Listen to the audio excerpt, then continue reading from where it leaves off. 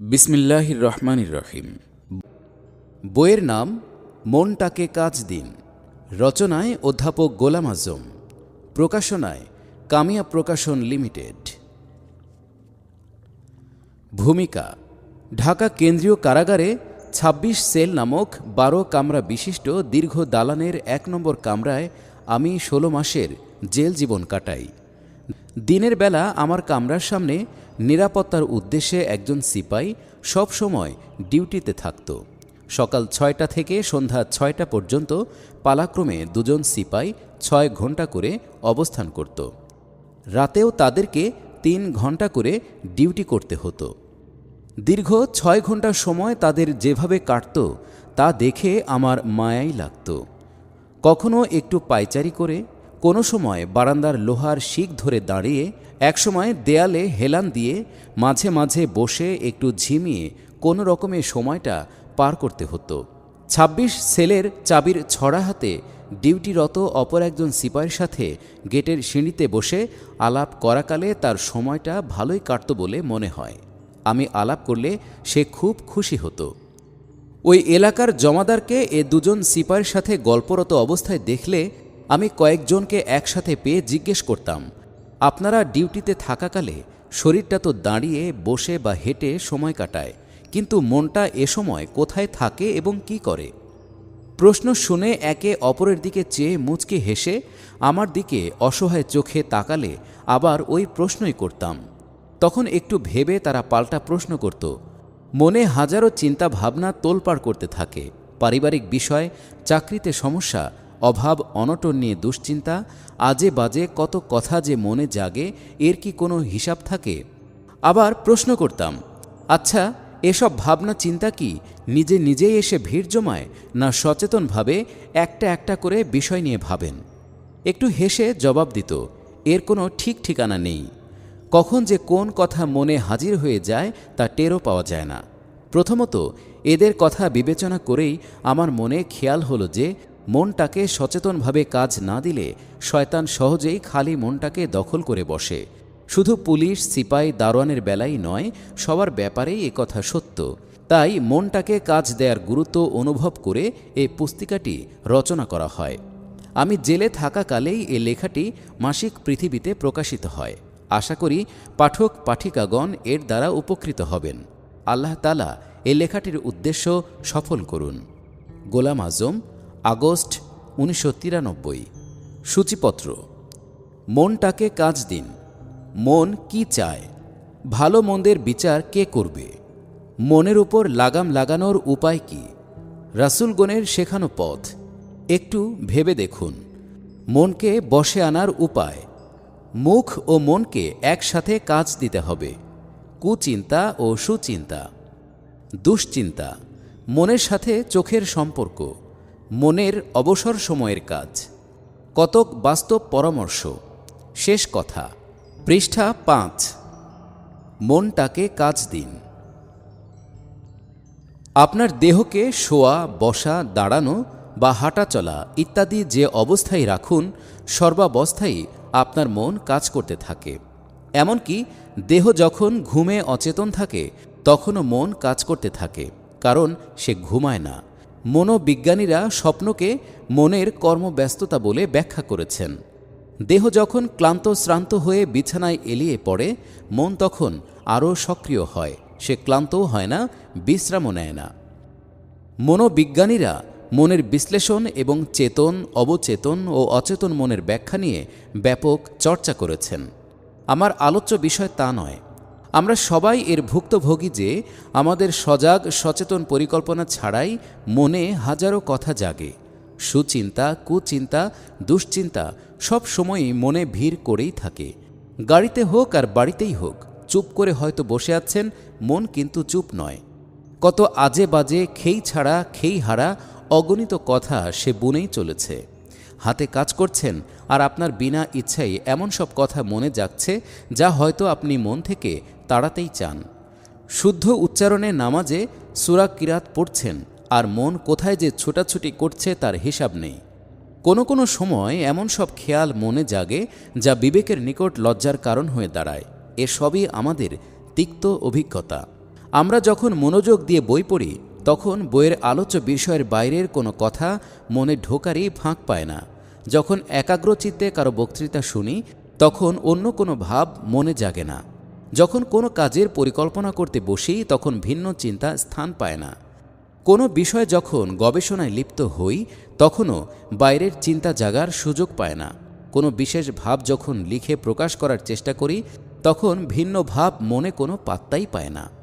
এর দ্বারা এ কথাই প্রমাণিত হয় যে মনকে সচেতনভাবে কোনো কাজে ব্যস্ত রাখলে সে অনুগত হয়ে ওই কাজ করতে থাকে, কিন্তু যখনই তাকে অবকাশ দেয়া হয় তখনই সে নিজে কাজ জোগাড় করে নেয়, কারণ সে কখনো অবসর থাকতে পারে না। পৃষ্ঠা 6। বিখ্যাত ইংরেজি প্রবাদ empty mind is devil's workshop, শূন্য মন শয়তানের কারখানা, কথাটি বড়ই তিক্ত সত্য। অর্থাৎ মনকে কর্মহীন অবস্থায় রাখা হলে সে খালি থাকবে না, ইবলিস তাকে কাজ দেবেই। যেহেতু সে বিনা কাজে থাকতে পারে না সেহেতু ইবলিসের দেয়া কাজই সে করতে থাকে। রাসূল সাল্লাল্লাহু আলাইহি ওয়াসাল্লাম বলেছেন, মানুষ এমন এক ঘোড়া যার পিঠ কখনো খালি থাকে না। যদি সে সবসময় আল্লাহকে তার পিঠে সাওয়ার করিয়ে রাখে তাহলে সে নিরাপদ। যখনই তার পিঠ খালি হয় তখনই ইবলিস চেপে বসে। তাই ইবলিস থেকে বেঁচে থাকতে হলে পিঠ কখনো খালি রাখা চলবে না। সর্বাবস্থায় সচেতনভাবে কথা, কাজ ও চিন্তায় আল্লাহর আনুগত্য করতে থাকলে ইবলিস তার আনুগত্য করানোর সুযোগ পায় না। আমরা যদি আমাদের মনকে শয়তানের কারখানা হওয়ার শোচনীয় পরিণাম থেকে রক্ষা করতে চাই তাহলে মনটাকে হামেশা কাজ দিয়ে ব্যস্ত রাখতে হবে। আমাদেরকে সিদ্ধান্ত নিতে হবে যে সচেতনভাবে তাকে সব সময় কাজ দিতে থাকব, বিনা কাজে কোনো সময় তাকে নিষ্ক্রিয় থাকতে দেব না। কথাটা বলা যত সহজ, বাস্তবে করা ততই কঠিন। এর জন্য রীতিমতো অনুশীলন ও অভ্যাস গড়ে তোলা ছাড়া সফলতা সম্ভব নয়। কিন্তু অনুশীলন ও অভ্যাসের জন্য যে নির্দেশনা দরকার তা কোথায় ও কিভাবে পাওয়া যাবে সে প্রশ্নটি প্রধান। এত বড় একটা বিষয় নিয়ে বহু বছর চিন্তা ভাবনা করেও কোনো কুল কিনারা পাচ্ছিলাম না। মনকে অনুগত করার চেয়ে কঠিন কাজ আর নেই। যে কাজ দেব তাই তাকে করতে হবে, আর কোনো কাজ করতে দেব না এমন কর্তৃত্ব মনের ওপর হাসিল করা অসাধ্য ব্যাপার।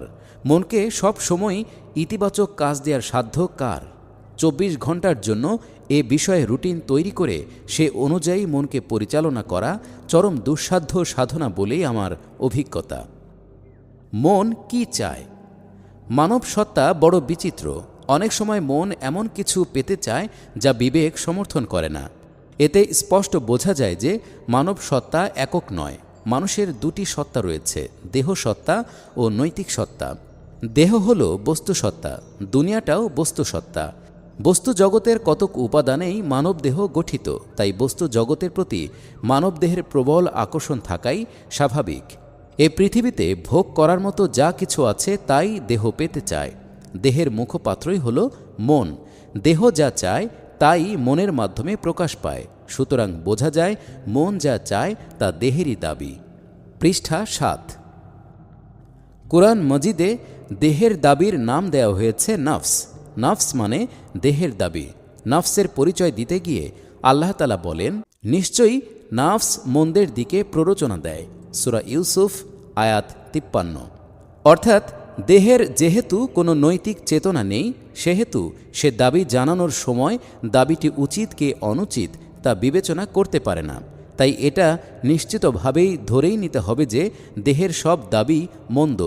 অবশ্য বিবেক যদি দেহের কোনো কোনো দাবিকে মন্দ নয় বলে স্বীকার করে তাহলে কোনো সমস্যা নেই। ভালো মন্দের বিচার কে করবে? মানুষের বিবেক বা নৈতিক সত্তাই দেহের দাবি সম্পর্কে বিচার বিবেচনা করে। এ বিবেকই হল আসল মানুষ। কোরআনের ভাষায় একেই বলা হয় রূহ। দেহ হল বস্তুগত হাতিয়ার যা মানুষকে ব্যবহার করতে দেয়া হয়েছে। এই বস্তু জগৎকে কাজে লাগানোর জন্য বস্তুগত হাতিয়ারই জরুরি, কিন্তু হাতিয়ারকে সঠিকভাবে ব্যবহার করতে না পারলে উদ্দেশ্য সফল হয় না। দেহকে হাদিসে ঘোড়ার সাথে তুলনা করে এ কথাই বোঝানো হয়েছে যে আরোহী যদি ঘোড়াকে লাগাম কষে চালাতে পারে তবেই ঘোড়া থেকে সঠিক খেদমত পাওয়া সম্ভব। এ যোগ্যতা না থাকলে ঘোড়া যেখানে খুশি সেখানে নিয়ে গিয়েই আরোহীকে ফেলে দিতে পারে। দেহ হাজারো দাবি করতে পারে, কিন্তু তাকে কোষে লাগাম লাগানোর যোগ্যতা যদি রূহ বা বিবেকের থাকে, তবে এ দেহরূপী ঘোড়াই দ্রুত গন্তব্যস্থলে পৌঁছে দেবে। ঘোড়াকে বাদ দিয়ে দ্রুত গন্তব্যে পৌঁছানো সম্ভব নয়। ভালোভাবে ঘোড়ার যত্ন নিতে হবে, ওকে সুস্থ ও সবল রাখতে হবে। কিন্তু এ দেহরূপী ঘোড়াকে নিয়ন্ত্রণ করার যোগ্যতা না থাকলে আরোহীর জীবনে ব্যর্থ। মনের উপর লাগাম লাগানোর উপায় কি? এ বিষয়ে ইতোপূর্বেই মন্তব্য করেছি যে বহু বছর চিন্তা করেও কোনো কুল কিনারা পাচ্ছিলাম না। কেমন করে কুল কিনারা পাব? এ সমস্যার সমাধানের জন্য যে আল্লাহর রাসূল প্রয়োজন, যে সমস্যার সমাধানের জন্য আল্লাহ তাআলা রাসূল পাঠানোর প্রয়োজন মনে করেছেন, সে সমস্যার আর কে সমাধান করতে পারে? পৃষ্ঠা ৮। দেহযন্ত্র যে আল্লাহ তৈরি করেছেন, তিনি এর ব্যবহার পদ্ধতি রাসূলের মাধ্যমে শিক্ষা দিয়েছেন। মনের ওপর লাগাম লাগানোর ইচ্ছা কারো থাকলে রাসূল সাল্লাল্লাহু আলাইহি ওয়াসাল্লামের কাছ থেকেই শিখতে হবে, এর অন্য কোনো বিকল্প নেই। বিভিন্ন ক্ষেত্রে বহু মনীষী তাদের প্রতিভার স্বাক্ষর রেখেছেন। দার্শনিক, বৈজ্ঞানিক, চিন্তাবিদ, রাষ্ট্রনায়ক, কবি, সাহিত্যিক, শিল্পী, সংগঠক, সমাজসেবক, বিভিন্ন ক্ষেত্রে যারা বিশ্বজোড়া খ্যাতি অর্জন করেছেন, তারাও মনকে নিয়ন্ত্রণ করার বিজ্ঞানসম্মত বাস্তব কোনো উপায় আবিষ্কার করতে সক্ষম হননি। কারণ এ কাজটির জন্য গবেষণা ও সাধনা যথেষ্ট নয়। এর জন্য রিসালাত ও নবুয়াত প্রয়োজন। নবী রাসূলগণ যে জ্ঞান লাভ করেছেন তা তাদের সাধনা ও গবেষণার ফসল নয়, তা আল্লাহর দান, যা তিনি নবী রাসূলগণকেই দিয়ে থাকেন। নবী রাসূলগণের বাস্তব শিক্ষার নাগাল না পেয়ে যারা এ সমস্যার সমাধানে ঐকান্তিক প্রচেষ্টা চালিয়েছেন, তারা বৈরাগ্যের মাঝেই এর একমাত্র সমাধান তালাশ করেছেন। কিন্তু এটা তো আসলে কোনো সমাধানই নয়। তারা দেহের দাবিকে অস্বীকার করে মনকে মেরেই ফেলেন। মরা ঘোড়া কি কাজে আসবে? নবী রাসূলগণ মানুষকে বৈরাগী বানাতে আসেননি। আল্লাহ তাআলা ঘোষণা করেছেন যে গোটা বস্তু জগৎকে তিনি মানুষের প্রয়োজনেই সৃষ্টি করেছেন। সূরা বাকারা আয়াত 229। আর এ জগৎকে ব্যবহার করার উদ্দেশ্যেই মানুষকে দেহ যন্ত্রটি দেয়া হয়েছে। বৈরাগ্য আল্লাহর উদ্দেশ্যের সম্পূর্ণ বিরোধী। রাসূলগণ মানুষকে এ বস্তু জগৎ ও দেহ যন্ত্রকে আল্লাহর পছন্দনীয় পন্থায় ব্যবহার করার পদ্ধতি শিক্ষা দিয়েছেন। এ শিক্ষা সকল মানুষের পক্ষেই গ্রহণ করা সম্ভব। তারা কোনো অবাস্তব শিক্ষা দেননি। বিভিন্ন ধর্মের একনিষ্ঠ সাধকগণ বৈরাগ্য সাধনের মাধ্যমে এ কথাই প্রমাণ করতে চেয়েছেন যে দেহকে বস্তু জগতের সকল প্রকার ভোগ থেকে বঞ্চিত করা ছাড়া আত্মার বা নৈতিকতার উন্নয়ন সম্ভব নয়। তাই তারা কেবল দুনিয়ার সকল আকর্ষণ পরিত্যাগ করার মাধ্যমেই মনকে নিয়ন্ত্রণ করা সম্ভব মনে করেন। এ অবাস্তব পদ্ধতি গুটি কতক লোক গ্রহণ করতে পারে। এটা মানুষের প্রকৃতির বিরুদ্ধে অসার বিদ্রোহ মাত্র। তারা ধরেই নিয়েছেন যে বিবাহিত জীবনের স্বাদ ভোগ করে মনকে পরনারীর লোভ থেকে রক্ষা করা অসম্ভব। সুস্বাদু খাদ্য খেয়ে হারাম কামাই থেকে বেঁচে থাকা সম্ভব নয়। তাদের এসব তিক্ত অভিজ্ঞতা অস্বীকার করার মতো নয়। রাসূলের শিক্ষা গ্রহণ করার সৌভাগ্য যাদের হয়নি, তাদের পক্ষে পবিত্র জীবন লাভের উদ্দেশ্যে বৈরাগ্য সাধনের পথ বেছে নেয়া অস্বাভাবিক নয়। তাই বৈরাগ্য সাধকগণের প্রতি আমি অশ্রদ্ধা পোষণ করি না। রূপ, রস, গন্ধে ভরা দুনিয়ার আকর্ষণ ত্যাগ করা কোনো খেলা নয়। অন্য একটি প্রবল আকর্ষণ না থাকলে দুনিয়ার আকর্ষণ ত্যাগ করা সম্ভব হতো না। অবশ্য এ পথ মানুষের জন্য গ্রহণযোগ্য নয়। পৃষ্ঠা ৯। মুসলিম ধর্মসাধকদের মধ্যেও এ প্রবণতা বিভিন্ন রূপে লক্ষ্য করা যায়। রাসূল সাল্লাল্লাহু আলাইহি ওয়াসাল্লাম দুনিয়ায় আল্লাহর খিলাফত কায়েমের যে আদর্শ রেখে গেছেন, সে কঠিন পথ ত্যাগ করে এবং বাতিল শক্তির সাথে সংঘর্ষ এড়িয়ে আল্লাহর অলি হওয়ার সাধনা যারা করেন, তাদের পথ আর যাই হোক রাসূলের সত্যিকার অনুসরণ নয়, রাসূলগণের শেখানো পথ। আল্লাহ তাআলা মানুষের মধ্যে এ যোগ্যতা দান করেছেন যে সে জীবনের জন্য যখন কোনো একটা লক্ষ্য স্থির করে নেয়, তখন ওই লক্ষ্য হাসিলের জন্য যত শ্রম, সাধনা ও ত্যাগ তিতিক্ষা প্রয়োজন তা সে হাসি মুখে বরণ করে নিতে পারে। এ যোগ্যতা না থাকলে মানুষ জীবন সংগ্রামের কোনো স্তরই অতিক্রম করতে পারত না।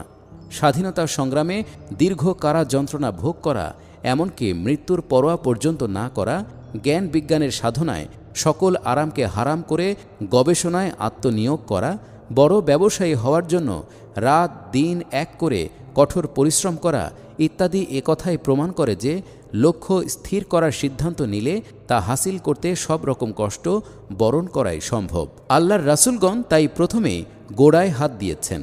মানুষকে তার জীবনের মূল লক্ষ্য স্থির করার ব্যাপারে সঠিক সিদ্ধান্ত নেয়ার ডাক দিয়েই তারা কাজ শুরু করেছেন।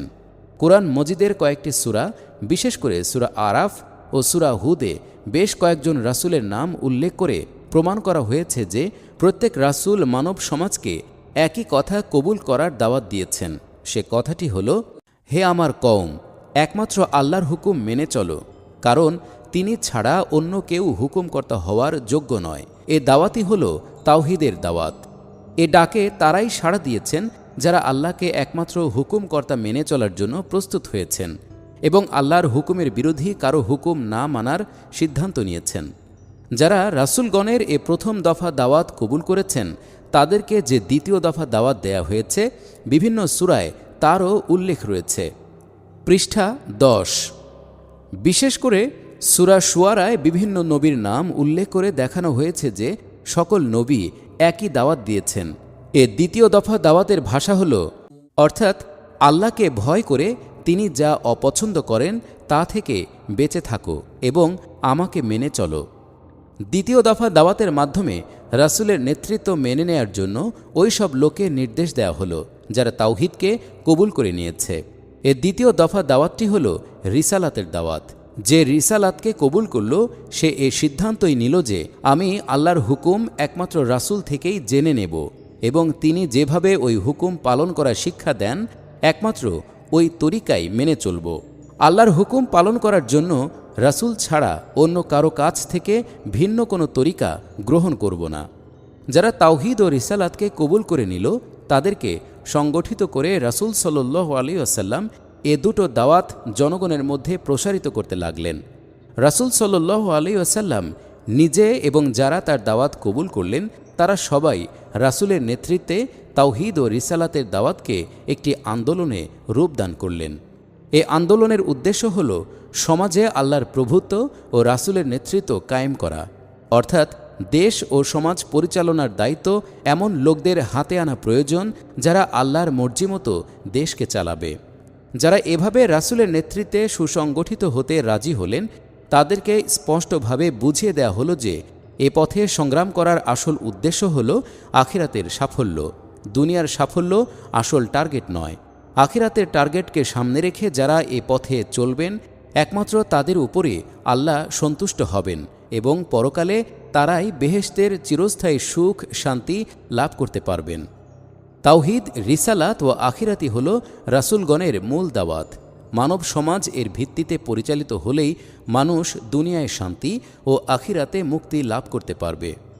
সমাজ ও রাষ্ট্রের সকল স্তর ও পর্যায়ে যারা আগে থেকেই নেতৃত্ব ও কর্তৃত্ব দখল করে আছে তাদেরকে তাওহীদ, রিসালাত ও আখিরাতের দাওয়াত দেয়া হলো, কারণ তারা এ দাওয়াত কবুল করলে সমাজে বিনা বাধায় রাসূলের দেখানো পথে চলতে পারবে। সব যুগেই নবীগণ নেতৃস্থানীয়দেরকে এ উদ্দেশ্যেই বিশেষভাবে দাওয়াত দিয়েছেন। পৃষ্ঠা 11। কিন্তু ইতিহাস সাক্ষী যে নেতৃত্বের অধিকারীরা এ দাওয়াত কবুল করতে রাজি হয়নি বলে তাদের সাথে নবীদের সর্বাত্মক সংঘর্ষ হয়েছে। নবী ও তার সাথীদের উপর হাজারো রকমের নির্যাতন চালানো হয়েছে। হক ও বাতিলের এ সংঘর্ষের মাধ্যমেই ইসলামী আন্দোলনে শরিক জনশক্তির মধ্যে সেই প্রয়োজনীয় গুণাবলী সৃষ্টি হয়েছে যা সমাজ ও রাষ্ট্রকে আল্লাহর বিধান অনুযায়ী গড়ে তোলার জন্য প্রয়োজন। একটু ভেবে দেখুন, নবী রাসূলগণের দাওয়াত কবুল করে ওই পদ্ধতিতে যারা ইসলামী আন্দোলনে সক্রিয় ভূমিকা পালন করেন এবং বাতিল শক্তির মোকাবিলায় সদা সতর্ক থাকতে বাধ্য হন তাদের মন স্বাভাবিক কারণেই ভিন্ন চিন্তার জন্য কমই খালি থাকে। ইসলামী আন্দোলনের দেয়া পদ্ধতি অনুযায়ী তাদের ২৪ ঘন্টার রুটিন প্রণয়ন করতে হয়। নিজেদের জীবনকে এভাবেই আল্লাহর সৈনিক হিসেবে তারা গড়ে তোলার চেষ্টা করেন। এর ফাঁকেই পারিবারিক দায়িত্ব পালন করতে হয়। পেশার ঝামেলা তো আছে। বাতিল শক্তির সৃষ্ট বাধা বিপত্তির প্রতিকারের উদ্দেশ্যে আন্দোলন হঠাৎ করে যেসব কর্মসূচি ঘোষণা করে তার জন্য জরুরি ভিত্তিতে শ্রম, সময় ও অর্থ ব্যয় করতে হয়। তাদের মনে বাজে চিন্তা ঢোকার অবকাশ কোথায়? যে পথে চলার সিদ্ধান্ত তারা নিয়েছেন তা তাদের জীবনকে নিয়ন্ত্রণ করতে সাহায্য করে। যারা আন্দোলনে শরিক নয় তাদের পক্ষে আল্লাহর পথের এ মুজাহিদদের দৈহিক ও মানসিক ব্যস্ততা সম্পর্কে সঠিক ধারণা করা কঠিন। মুজাহিদদের মনে কুচিন্তা, বাজে খেয়াল, ভিন্ন ভাব ঢোকানোর জন্য ইবলিসের পক্ষে তেমন সুযোগ পাওয়ার কথা নয়। তবু অনইসলামী সমাজ ব্যবস্থার দরুন তাদের ঈমান, আকিদা, রুচি ও পছন্দের বিরোধী পরিবেশে তাদের মনকে পবিত্র রাখার জন্য সদা সতর্ক থাকতে হয়। পরিবারে, সামাজিক অনুষ্ঠানে, কর্মক্ষেত্রে, পথে ঘাটে, যানবাহনে, হাটে বাজারে তাদেরকে বিপরীত পরিবেশের সম্মুখীন হতে হয়। অন্য 10 জনের মতোই রক্তমাংসে গড়া দেহের দাবি তাদেরকেও তাড়া করা স্বাভাবিক। তাই এসব অবস্থায় মনকে পবিত্র রাখার জন্য বিশেষ যত্ন নিতে হয়। এখানে কবি রবীন্দ্রনাথের জুতা আবিষ্কার নামক কবিতাটি থেকে চমৎকার উদাহরণ পাওয়া যায়। পৃষ্ঠা 12। এক রাজা তার রাজ্যের ধুলাবালি থেকে পা দুটোকে রক্ষা করার জন্য রাজ দরবারে পরামর্শ চাইলেন। চামড়া দিয়ে সব রাস্তাঘাট ঢেকে দেওয়ার পরামর্শ সহ বিভিন্ন রকম মতামত প্রকাশ করা হয়। অবশেষে এক বৃদ্ধ বললেন, শুধু পা দুটোকে চামড়া দিয়ে ঢেকে দিলেই যথেষ্ট। এভাবেই জুতা আবিষ্কার করা হয় বলে ওই কবিতায় একটা রূপক গল্পের অবতারণা করা হয়েছে। সমাজের সর্বত্র যে অপবিত্রতা বিরাজ করছে তা থেকে মনকে বাঁচানোর উদ্দেশ্য পবিত্রতার চামড়া দিয়ে মনের জন্য মোড়ক তৈরি করাই একমাত্র উপায়। এ ব্যাপারে রাসূল সাল্লাল্লাহু আলাইহি ওয়াসাল্লাম নিম্নরূপ ব্যবস্থাপত্র দিয়েছেন, যা সত্যি অত্যন্ত যুক্তিপূর্ণ ও বাস্তবভিত্তিক। মনকে বশে আনার উপায়: 1. 5 ওয়াক্ত জামাতে নামাজ আদায় করা। দিন রাতের 24 ঘন্টার যাবতীয় কার্যক্রম নামাজকে কেন্দ্র করে রচনা করা। ফজরের নামাজ দিয়ে রুটিন শুরু, এর আগে অন্য কোনো কাজ নয়। টয়লেট, অজু, গোসল তো নামাজেরই প্রস্তুতি। কালেমা তাইয়্যিবার মাধ্যমে জীবনের যে পলিসি ঠিক করা হয়েছে তা হল আল্লাহর হুকুম ও রাসূলের তরিকা অনুযায়ী চলার সিদ্ধান্ত। নামাজ এ সিদ্ধান্ত অনুসারে চলারই ট্রেনিং। মন, মগজ, অঙ্গ প্রত্যঙ্গ দ্বারা নামাজে যা কিছু করা হয় তা সবই আল্লাহর হুকুম ও রাসূলের তরিকা অনুযায়ী। এর অন্যথা হলে নামাজ বাতিল বলে গণ্য হয়। নামাজের মাধ্যমে প্রধানত 3টি শিক্ষা দেয়া হয়, যথা: ক. তুমি আল্লাহর গোলাম হিসেবে সবসময় সর্বাবস্থায় জীবন যাপনের সিদ্ধান্ত নিয়েছ, তাই নামাজে যেভাবে তোমার মন, মগজ, দেহ আল্লাহর হুকুম ও রাসূলের তরিকায় পরিচালনা করেছ, নামাজের বাইরেও সেভাবে চলতে হবে। খ. তুমি যে আল্লাহর দাস সে কথা হামেশা মনে রাখার প্রয়োজনেই নামাজ আদায় করতে হয়। কুরআন মাজিদে আল্লাহ তাআলা বলেন, আমার কথা স্মরণ রাখার জন্য নামাজ কায়েম করো। সূরা তহা আয়াত 14। নামাজ শেষে হালাল রোজগারের জন্য যখন তুমি কর্মব্যস্ত হবে তখন আল্লাহকে ভুলে যাবে না, বরং অর্থাৎ আরও বেশি করে আল্লাহকে স্মরণ করতে থাকো। সূরা জুমুয়া আয়াত 10। আল্লাহকে স্মরণ রাখার উদ্দেশ্যেই 24 ঘন্টার কার্যক্রমে প্রতিটি ফরজ নামাজ জামাতে আদায় করতে হবে। এজন্য বাইরে কর্মব্যস্ত থাকা কালেও মনটাকে মসজিদেই ঝুলিয়ে রাখতে হবে। হাদিসে আছে, 7 ব্যক্তি হাসরের ময়দানে আল্লাহর রহমতের ছায়ায় থাকবে। তাদের একজন হল রজুলুন কলবুহু মুআল্লাকুন বিল মসজিদ, ওই ব্যক্তি যার মন মসজিদে ঝুলন্ত, অর্থাৎ শত কাজের ঝামেলার মধ্যেও মসজিদে জামাতে ফরজ নামাজ আদায়ের নেশায় লেগে থাকতে হবে। পৃষ্ঠা 13। এভাবে 5 ওয়াক্ত জামাতে আদায়কৃত নামাজ তার মনে আল্লাহর জিকির তাজা রাখে।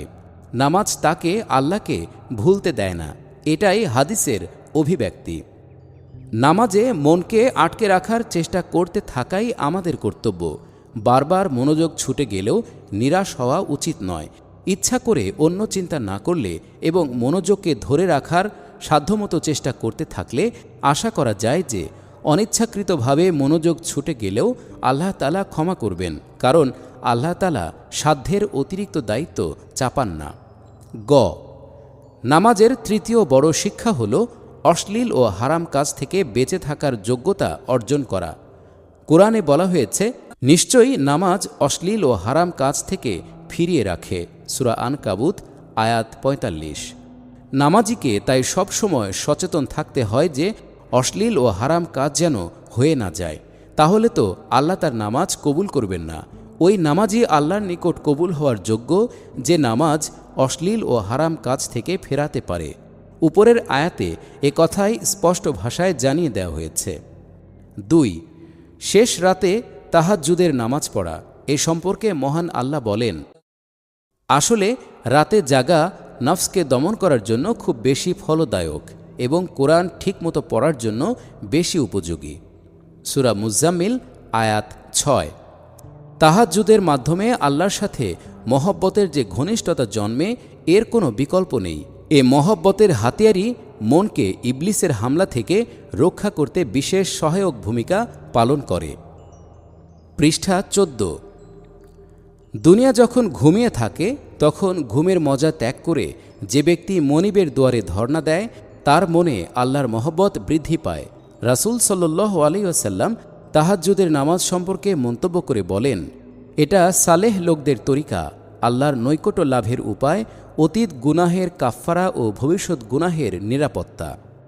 তাহাজ্জুদের নামাজ আদায়ের ফাঁকে ফাঁকে বা শেষে নিজের গুনাহ মাফের জন্য তওবা করলে চোখের পানির বৃষ্টিতে মনের আকাশে জমাট গুনাহের মেঘ কেটে যায় এবং ঈমানের সূর্য আগের চেয়েও উজ্জ্বল হয়।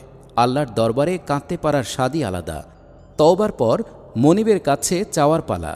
দিন ও দুনিয়া এবং আখিরাতের সব কিছুই চাইতে হবে। বিশেষ করে মাবুদের নিকট গোলাম হিসেবে স্বীকৃতি দাবি করে কাঁদতে আরও মজা লাগে। 3. রমজানের রোজা ও প্রতি চান্দ্র মাসের 13, 14 ও 15 তারিখে রোজা রাখা। শাওয়াল মাসে এ 3টি ছাড়া আরও 3টি রোজা তথা আশুরার 2টি এবং আরাফার দিনের রোজা সারা বছর রোজাদারকে নফসের উপর নিয়ন্ত্রণের যোগ্য বানায়। 4. সর্বাবস্থায় আল্লাহকে স্মরণ রাখা। এর জন্য রাসূল সাল্লাল্লাহু আলাইহি ওয়াসাল্লাম যে সহজ পদ্ধতি শিক্ষা দিয়েছেন তা হল প্রত্যেক অবস্থায় এর উপযোগী দোয়া পড়া। রাসূল সাল্লাল্লাহু আলাইহি ওয়াসাল্লামের শেখানো আরবি দোয়া অর্থসহ শিখতে পারলে তো কোনো কথাই নেই। অন্তত দোয়ার অর্থটুকু মনে জাগরুক রাখা দরকার। ঘুমানোর আগে ও ঘুম থেকে জাগার সময়, টয়লেটে যাওয়ার পূর্বে ও ফিরে আসার সময়, অজুর শুরু ও শেষে, খাওয়ার শুরু ও শেষে, বাড়ি থেকে বের হওয়ার পর ও বাড়িতে ফিরে আসার সময়, বাজারে চলার সময়, যানবাহনে উঠা ও নামার সময় ইত্যাদি সর্বাবস্থায় রাসূল সাল্লাল্লাহু আলাইহি ওয়াসাল্লাম দোয়া পড়তেন। 5. জিহ্বাকে জিকিরে ব্যস্ত রাখা। রাসূল সাল্লাল্লাহু আলাইহি ওয়াসাল্লাম মনকে সবসময় আল্লাহর জিকিরে অর্থাৎ স্মরণে মশগুল রাখার উপায় হিসেবে জিহ্বাকেও জিকিরে ব্যস্ত রাখার উপদেশ দিয়েছেন। যখনই ইতিবাচক চিন্তা ভাবনা থেকে মনটা খালি হয়ে যায় তখনই 3 তাসবিহ, কালেমা তাইয়্যেবা, দরুদ ইত্যাদি মুখে জারি করার সাথে সাথে মনেও সেদিকে খেয়াল রাখতে হবে। এভাবে মনকে সবসময় কাজ দিয়ে ব্যস্ত রাখতে হবে। শয়তান থেকে মনকে বাঁচানোর জন্য এর কোনো বিকল্প নেই। পৃষ্ঠা 15। মুখ ও মনকে একসাথে কাজ দিতে হবে। এ তিক্ত অভিজ্ঞতা সবারই আছে যে নামাজ পড়া, তাসবিহ জপা এবং জিকির করার সময় মুখে ঠিকই উচ্চারণ করা হচ্ছে কিন্তু মনে অন্য কথা ঘুরপাক খাচ্ছে। দেহ জায়নামাজে দাঁড়িয়ে সূরা পড়ছে আর মন কোথায় ছুটাছুটি করছে। মুখে তাসবিহ উচ্চারণ করা হচ্ছে এবং হাতের আঙুলও তাসবিহ দানা টেনে নিচ্ছে বটে, কিন্তু মন অন্য বিষয়ে ভেবে চলেছে। অথচ বক্তৃতা করার সময় মুখ যা বলছে মনও তাই বলছে। বই পড়ার সময় মুখ ও মন একসাথেই চলে। কারো বক্তৃতা বা কথা শোনার সময় মন দিয়েই শোনা হয়। এই যে এখন আমি লিখছি, মন দিয়েই লিখছি, মন যা লিখতে বলছে তাই লিখছি। এসব ব্যাপারে মনোযোগ ঠিকই থাকে, কিন্তু নামাজ, তাসবিহ, জিকিরের বেলায় মন বিয়োগ হয়ে যায় কেন? এটা আমাদের শিক্ষার ত্রুটি। নামাজে যা যা মুখে পড়তে হয় তা শেখানোর সময় মনে কি ভাবতে হবে সে কথা শেখানো হয় না। মুখে যা পড়া হয় এর অর্থ জানা থাকা সত্ত্বেও মনোযোগের অভাব হতে পারে ওই শিক্ষার ত্রুটির কারণেই। তেমনি তাসবিহ ও জিকিরের ব্যাপারে মুখ ও মনকে একই সাথে চলতে হবে। মুখে যা উচ্চারণ করা হচ্ছে মনে এর ভাব জাগরুক থাকতে হবে, নইলে নামাজ, তাসবিহ ও জিকির প্রাণহীন হয়ে থাকবে। মৃত নামাজ দ্বারা উপরে বর্ণিত শিক্ষা লাভ হতে পারে না। মুখে যা উচ্চারণ করা হয় তা মনকে দিয়েও বলানোর পদ্ধতি সম্পর্কে একটু আলোচনা প্রয়োজন। মুখে যা পড়া হয় এর অর্থের দিকে খেয়াল রাখলে মনে অন্য ভাব জাগার পথ পায় না, কিন্তু এ খেয়াল স্থায়ী রাখা কঠিন।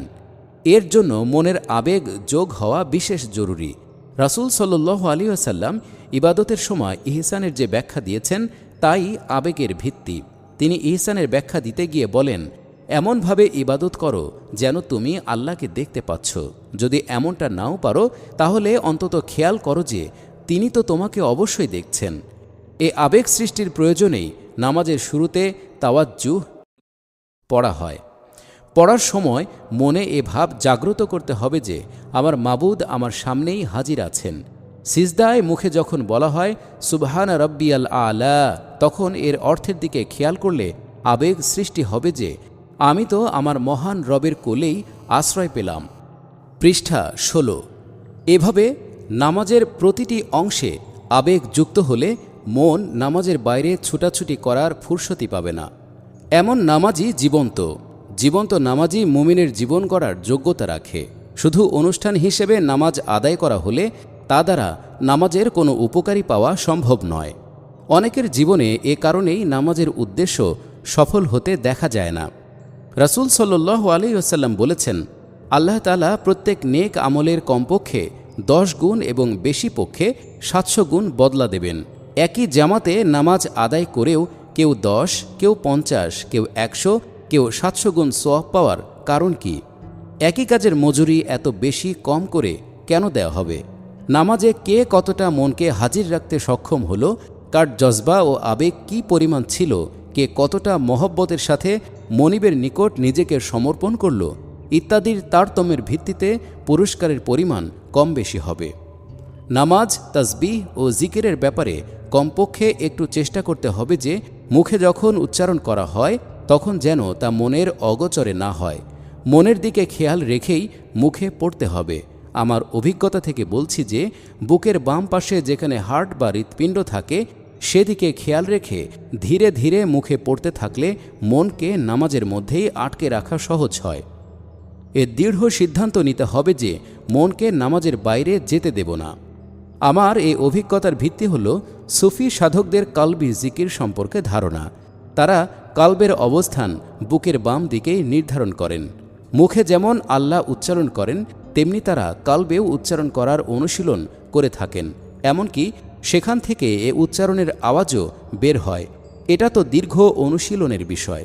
রাসূল সাল্লাল্লাহু আলাইহি ওয়াসাল্লাম সাহাবায়ে কেরামকে এ অনুশীলনের শিক্ষা দিয়েছেন বলে আমি এখনও জানতে পারিনি। কিন্তু কালবে উচ্চারণ না করেও কালবের দিকে খেয়াল রেখে মুখে উচ্চারণ করলে যে একাগ্রতা সৃষ্টি হয় এ বিষয়ে সন্দেহ নেই। এ খেয়াল যত গভীর হয় মনোযোগ ততই মজবুত হয়। গভীর মনোযোগকেই সুফিগণ মুরাকাবা বলেন। কুচিন্তা ও সুচিন্তা।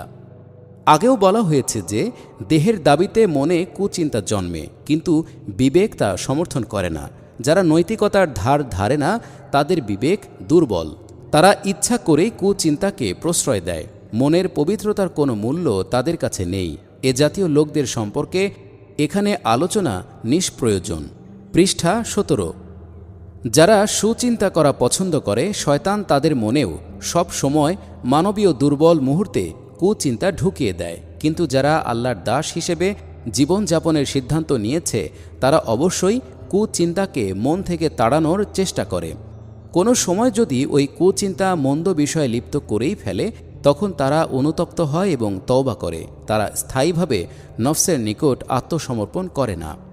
যারা সুচিন্তায় অভ্যস্ত তাদেরকে নামাজের সময় ইবলিস নামাজের বাইরের কোনো সুচিন্তা মনে ঢুকিয়ে হলেও নামাজ থেকে অমনোযোগী করে দেওয়ার চেষ্টা করে।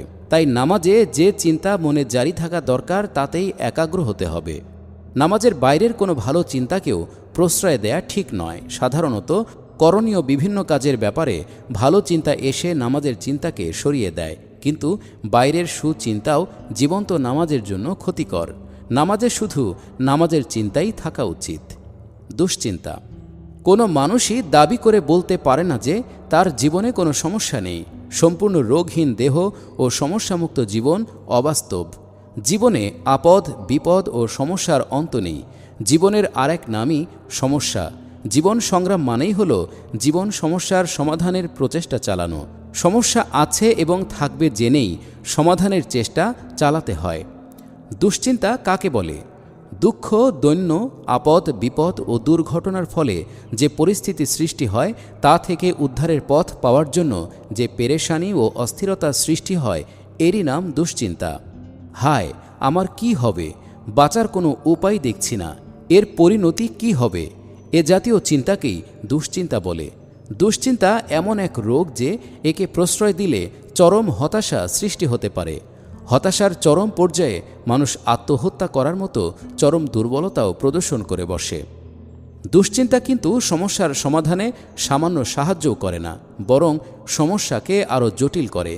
ধীর চিত্তে ও স্থির মস্তিষ্কে সমাধান তালাশ করতে হয়। অস্থির চিত্ত কখনো সমাধান খুঁজে পায় না। দুশ্চিন্তা চিন্তার ভারসাম্য বিনষ্ট করে বলে সঠিক সিদ্ধান্তে পৌঁছা যায় না। পৃষ্ঠা 18। এমনকি এ রোগ সমাধানের কোনো নির্দিষ্ট পথকেই চূড়ান্তভাবে গ্রহণ করতে দেয় না। এক একবার এক এক রকম পথ ধরার চেষ্টা করে বলে ব্যক্তি ধৈর্যের সাথে কোনো পথে চলতে সক্ষম হয় না। তাই দুশ্চিন্তা হলো চিন্তার বিকৃতি।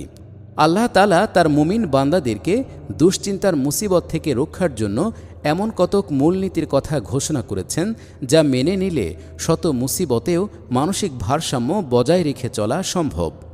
1. কুরআন মজিদে বলা হয়েছে, আল্লাহর বিনা অনুমতিতে কোনো মুসিবত আসে না। যে আল্লাহকে বিশ্বাস করে আল্লাহ তার কলবকে হেদায়েত দান করেন।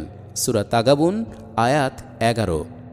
ব্যাপারটি এমন নয় যে কোনো বিপদ আল্লাহ ঠেকাতে পারলেন না বলে এসে গেল, বরং আল্লাহ বিপদ দেওয়ার সিদ্ধান্ত করলেই তা আসে। যদি কেউ কথা বিশ্বাস করে তাহলে সে অস্থির না হয়ে ধৈর্য ধারণ করবে এবং বিপদ থেকে উদ্ধার পাওয়ার জন্য আল্লাহর দরবারেই ধর্ণা দেবে। আল্লাহর প্রতি সঠিক আস্থা ও বিশ্বাস থাকলে বিপদের সময় কেমন আচরণ করতে হবে সে বিষয়ে আল্লাহ সঠিক হেদায়েত দান করেন। মুসিবত থেকে উদ্ধার পাওয়ার চেষ্টা করাও কর্তব্য। শান্ত মনে ভেবে চিন্তে চেষ্টা তদবির করতে হবে। সঠিক পদ্ধতিতে যাতে তদবির করা যায় সেজন্য কাতরভাবে দোয়াও করতে হবে। কোনো তদবির ফলপ্রসূ না হলেও হতাশ না হয়ে মহান মনিবের নিকটে সঠিক পথ চাইতে হবে। 2. আল্লাহ তাআলা কুরআন মজিদে বলেন, হে রাসূল, আল্লাহ যদি আপনার উপর কোনো মুসিবত দেন তাহলে তিনি ছাড়া তা দূর করার ক্ষমতা অন্য কারো নেই। সূরা ইউনুস আয়াত 107। যত চেষ্টা তদবিরই করা হোক, মুসিবত থেকে উদ্ধার করার চূড়ান্ত সিদ্ধান্ত দেওয়ার ক্ষমতা একমাত্র আল্লাহর হাতে। এ অবস্থায় অস্থির হওয়া, হতাশা প্রকাশ করা বা আল্লাহর উপর অসন্তুষ্ট হওয়ার দ্বারা মানসিক যন্ত্রণা পাওয়া ছাড়া অন্য কোনো লাভ হয় না। পৃষ্ঠা 19। 3. কুরআনের অন্যত্র বলা হয়েছে, আল্লাহর উপর ভরসা করাই মুমিনদের কর্তব্য। এ কথাটি বিভিন্ন ভঙ্গিতে বহু সূরায় উল্লেখ করা হয়েছে। আল্লাহ তাআলা তার মুমিন বান্দাদেরকে বারবার তাগিদ দিয়েছেন যে তোমরা একমাত্র আমার উপর ভরসা করো, বৈধ পথে চেষ্টা তদবির অবশ্যই করতে থাকো। তবে ওই তদবিরের উপর আসল ভরসা যেন না হয়, তাহলে হতাশায় ভুগতে বাধ্য হবে। আসলে আল্লাহর উপর আস্থা রাখাই হলো ভরসা বা তাওয়াক্কুল। মুমিন কোনো অবস্থায় আল্লাহর উপর আস্থা হারায় না। এ আস্থা রাখতেই হবে যে আমার মেহেরবান আল্লাহ আমার মঙ্গলই করবেন, যদিও আমি বুঝতে পারছি না যে আমার মুসিবতের মাধ্যমে কি মঙ্গল হতে পারে। তবে এ আস্থা আছে যে আল্লাহ অমঙ্গল করেন না। বিতরের নামাজের দোয়া কুনুতে এ আস্থার কথাই আমরা প্রতিনিয়ত ঘোষণা করি এ ভাষায়।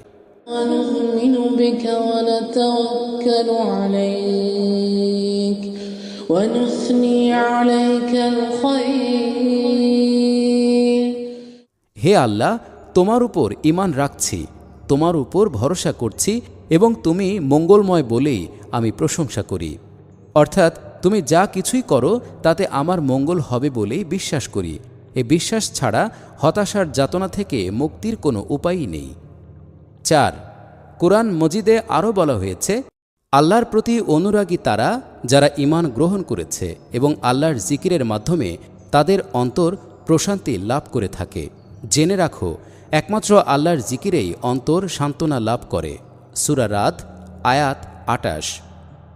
হাজারো মুসিবতের মধ্যেও আল্লাহকে ডেকে তার দরবারে ধর্ণা দিয়ে এবং তার নিকট আশ্রয় চেয়েই মনে প্রশান্তি লাভ করা সম্ভব। সূরা ফাতিহায় একমাত্র তোমারই দাসত্ব করি এবং একমাত্র তোমারই কাছে সাহায্য চাই বলার উদ্দেশ্যও তারই আশ্রয় কামনা করা। ঈমানদারের জন্য দুশ্চিন্তা অত্যন্ত মারাত্মক রোগ, কারণ আল্লাহ তাআলা বিপদ মুসিবত সম্পর্কে কোরআনে যে ধারণা দিয়েছেন তা বিশ্বাস করলে দুশ্চিন্তা থাকার কথা নয়। পৃষ্ঠা ২০। ঈমানের দাবিদার হয়েও দুশ্চিন্তাকে প্রশ্রয় দিলে ওই ৪টি মূল নীতিকেই অবিশ্বাস ও অগ্রাহ্য করা হয়। আর দুশ্চিন্তার অর্থ দাঁড়ায় এই যে, ১. আমার উপর এই মুসিবত দিয়ে আল্লাহ আমার উপর অবিচার করেছেন, এটা করা মোটেই উচিত হয়নি। ২. এই মুসিবত থেকে নিষ্কৃতি পাওয়ার জন্য আল্লাহর দয়ার অপেক্ষা করার ধৈর্য আমার নেই, আমাকেই কিছু করতে হবে এবং যেমন করেই হোক এ থেকে উদ্ধার পেতে হবে। ৩. এই মুসিবতের মধ্যে আমার জন্য কোনো মঙ্গল থাকতে পারে তা আমি স্বীকার করি না। যারা আমার এই মুসিবতের জন্য দায়ী তাদেরকে আমি ক্ষমা করব না, সুযোগ পেলেই দেখে নেব। ৪. সর্বাবস্থায় আল্লাহকে স্মরণ করেই মনের শান্তি পেতে হবে বলে যা বলা হয় তা কি করে সম্ভব? আমার মনে যাদের বিরুদ্ধে ক্ষোভ রয়েছে তা আমি কেমন করে ভুলব? আর আল্লাহকে এত ডেকেই কি হবে? আল্লাহ তো সাড়া দিচ্ছেন না, আর কত ডাকব? এভাবে দুশ্চিন্তাকে প্রশ্রয় দিলে ঈমান হারানোর আশঙ্কা রয়েছে। তাই দুশ্চিন্তা থেকে আত্মরক্ষার উদ্দেশ্যে আল্লাহর শেখানো নিয়মে মনকে ইতিবাচক কাজ দিন, তাহলে দুশ্চিন্তা মনকে ভারাক্রান্ত করার সুযোগ পাবে না। দুশ্চিন্তা মারাত্মক মানসিক রোগ।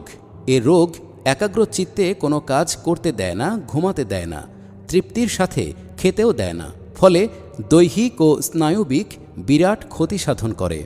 দুশ্চিন্তার ফলে অনেক সময় নিজের উপরই রাগ আসে। মুসিবতের জন্য অন্যদেরকে দায়ী করলে তাদের বিরুদ্ধে ক্ষোভ সৃষ্টি হয়।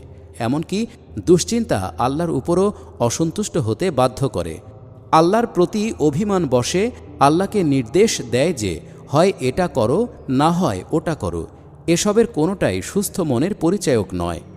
আল্লাহর উপর পূর্ণ আত্মসমর্পণই দুশ্চিন্তা থেকে নিস্তার পাওয়ার একমাত্র উপায়। দুশ্চিন্তার মাধ্যমে শয়তান আপনার মনের উপর রাজত্ব করছে। শয়তানকে উৎখাত করে আল্লাহর রাজত্ব মনের মধ্যে কায়েম করুন। মনে শান্তি পাওয়ার এটাই একমাত্র পথ। পৃষ্ঠা ২১। মনের সাথে চোখের সম্পর্ক। মনকে নিয়ন্ত্রণ করতে চাইলে চোখকে অবশ্যই নিয়ন্ত্রণ করতে হবে। চোখকে ক্যামেরার লেন্সের সাথে তুলনা করলে মনকে ক্যামেরার ফিল্মের সাথে তুলনা করা যায়।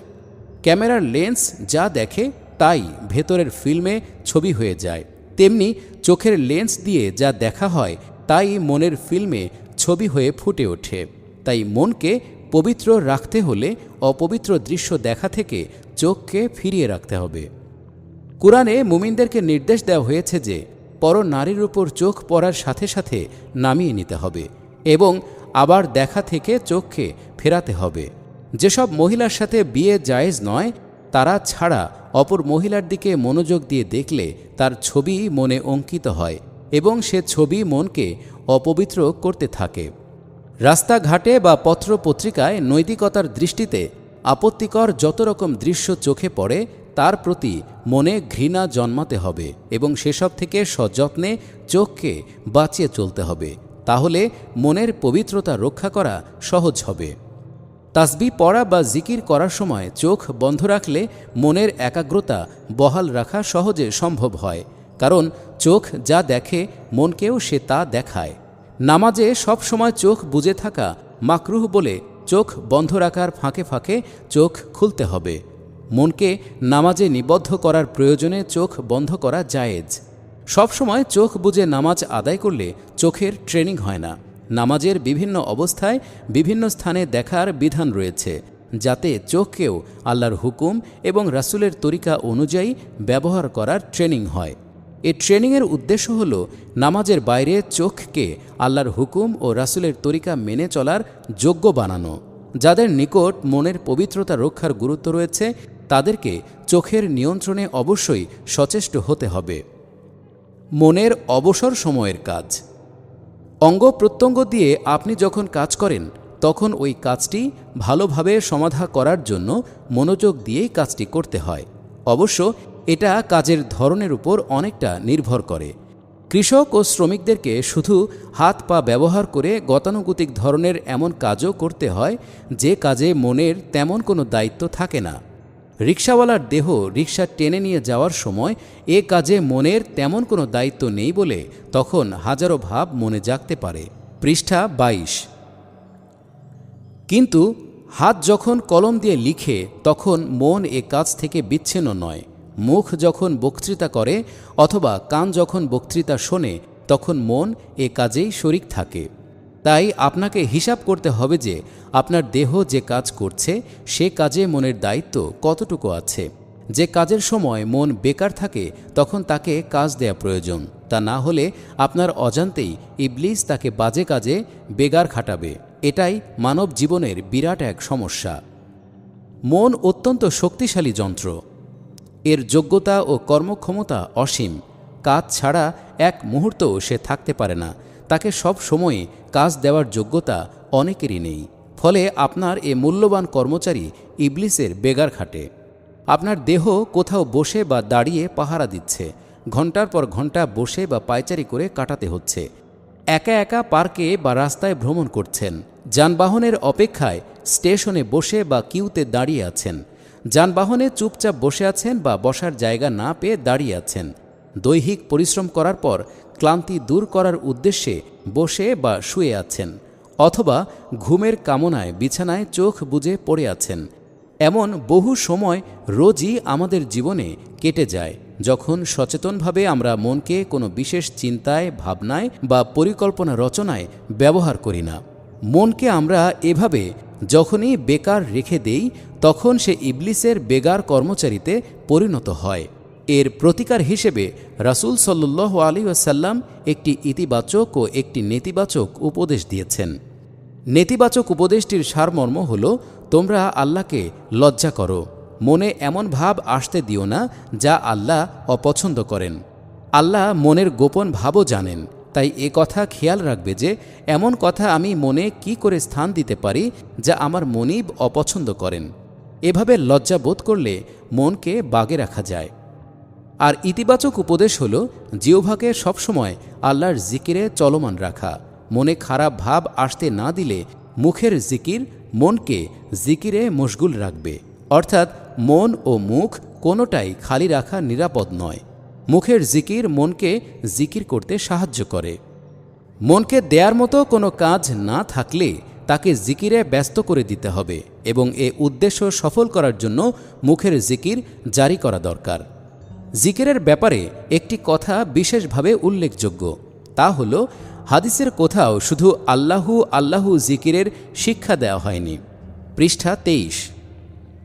আল্লাহ শব্দের সাথে আল্লাহর কোনো একটি গুণবাচক বা প্রশংসাসূচক শব্দ থাকা দরকার, যেমন সুবহানাল্লাহ, আলহামদুলিল্লাহ, আল্লাহু আকবার, লা ইলাহা ইল্লাল্লাহ ইত্যাদি।